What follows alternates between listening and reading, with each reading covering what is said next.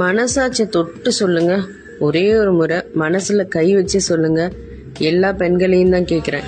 நம்ம அம்மாவை தவிர்த்து யாராவது ஒருத்தர் நம்மளை இந்த வேலை செய்யாத, போய் உட்காரு, உனக்காக நான் காஃபி போட்டு தரேன், உனக்காக நான் சமைச்சு தரேன், நீ போய் கொஞ்ச நேரம் ரெஸ்ட் எடு, நீ போய் கொஞ்ச நேரம் தூங்கு, நீ போய் கொஞ்ச நேரம் உனக்கு பிடிச்ச வேலையை பாரு அப்படின்னு சொல்றதுக்கு யாராவது இருக்காங்களா?